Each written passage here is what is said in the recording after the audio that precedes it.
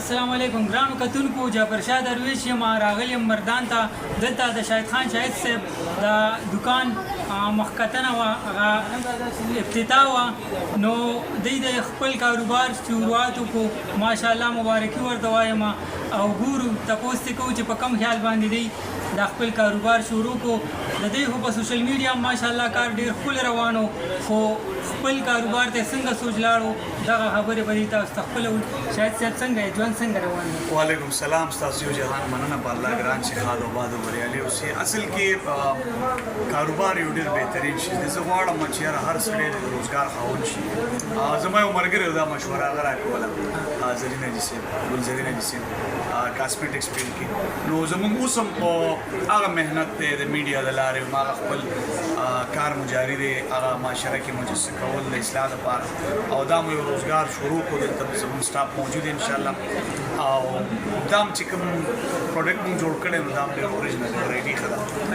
مننه دې کې څه څه دي تاسو لږ وضاحت دې کې زموږ سره کریم دی هغه کریم په دانو تېر سرو کې کار کوي دې کې موږ سره فیس واش دی دې کې موږ سره سیرم دی سن بلاک دی شیمپو دی تیل دی مختلف داسې یو 11 پروډکټ دی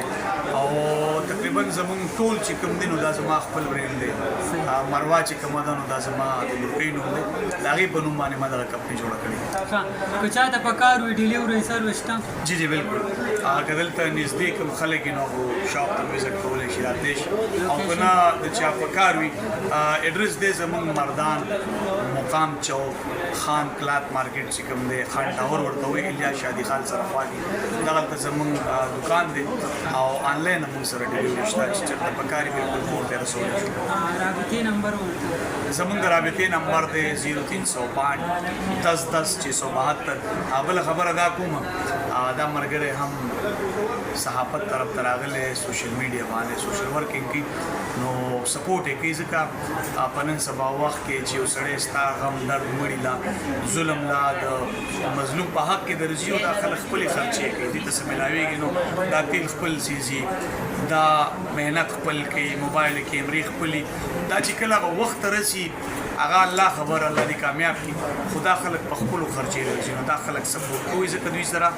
د معاشرې د دُخ درد انسانیت پکې دا هر ځای ته هر کور هر در ته ځان رسي چېرته چې ظلم شي دا خلک سپورټ کوي سرجي هغه خلک چې کوم لګیا دي د بل لپاره کار کوي او خپل کاروبار سوچ نه لري څه پیغام ورکوي زه خو یم الله دې زما د وطن زما د پښتون بچی د خپل روزګار خاوند کړي روزګار یو بهترین شی دی تجارت دی او زړه غواړي لکه د روزګار چې کوم خلک یې ځان نه کوم چې د روزګار سوچ نه دی د چا نوکري غلامي نه کوي خو روزګار بهترین شیز دی کوشش وکړئ که تاسو چېرته کار کوئ او تاسو تجربه په یو هنر کې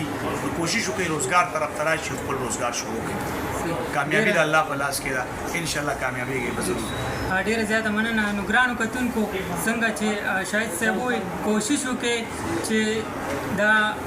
وړوکي کاروبار نه سٹارټ والے خو خپل کاروبار سوچ وکړئ نو ټول عمر به په خپله مرضۍ باندې ژوند کوي ویډیو مخکې شیر کړئ په دې سره مونږ ته راکړئ اجازت د لوی الله په امان